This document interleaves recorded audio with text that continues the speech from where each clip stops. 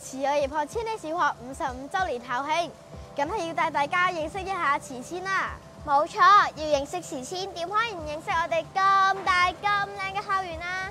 但係我哋學校咁大咁靚，好難先記得晒㗎喎。梗係，所以我哋淨係會介紹慈千最潮、最新、最靚嘅景點。潮？咁我哋慈千究竟潮啲乜嘢啊？咁就跟我哋一齊睇下啦。要認識慈千校園，點可以唔去睇下我哋學校嘅大熱景點人山人海啊！人山人海位於最近校門口嘅地方，係本校最重要嘅地標之一。呢度有一幅大型嘅壁畫，壁畫嘅理念係嚟自於學校嘅教育願景，希望學生喺喜樂中學習，盡淺潛能，喺比賽中同埋活動中發揮所長，努力回應天主嘅召叫。唔少同學亦完成咗比賽或者活動之後，都會喺度拍照留影。呢幅畫可以話係見證慈千仔女最佳時刻嘅最佳場地。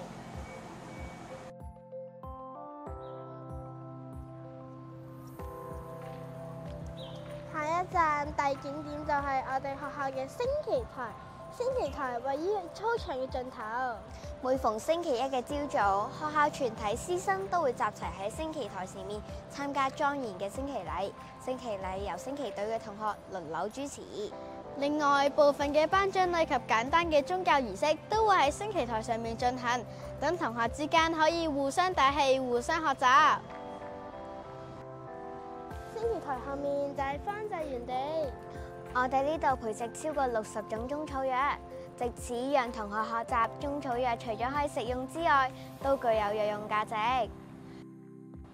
仲會喺學生保護嘅環境意識，加強學生對中國傳統、健康、生活、智慧嘅認識、尊重同埋欣賞，培養佢哋對中華文化嘅自信同埋自豪。咦，方濟園地前面嗰個圈係做乜嘢㗎？呢個就係近年大熱嘅明鎮。明鎮係中世紀歐洲教堂嘅靈修工具，大多數都建喺教堂前面。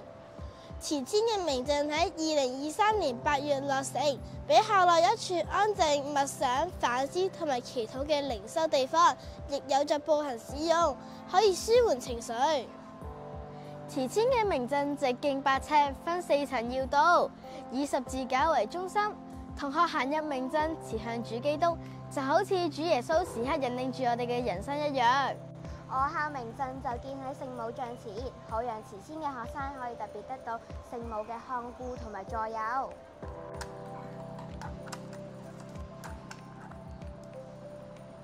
學校最後一個潮點就係4樓嘅奇趣坊。奇趣坊係一個多功能嘅空間，只係讓同學聚集喺一齊，唔單止可以享受桌上遊戲嘅樂趣，仲可以喺輕鬆嘅氛圍中促進學習同埋社交。呢度提供咗各式各樣嘅桌遊，例如數學桌遊、卡牌遊戲、棋盤遊戲同埋 AI 象棋等，都適合唔同年級去玩㗎。介紹咗咁耐，終於可以介紹一下我哋慈千最潮最靚嘅景點啦！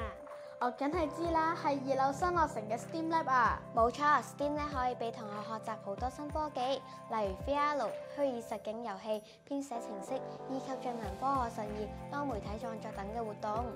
STEAM Lab 外面有一幅由我哋同學設計嘅壁畫，設計內容當然可以符合我哋 STEAM Lab 㗎啦。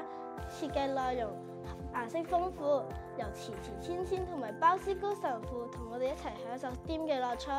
咦，壁畫上高有一句聖經金句喎，天主說：你若願意就可受教，你若專心就會明智。好多同學仔都中意喺小息午膳嚟呢個潮點玩㗎。哇！慈千真係好多潮地方啊！係啊，多謝天主俾我哋咁好嘅學習環境啊！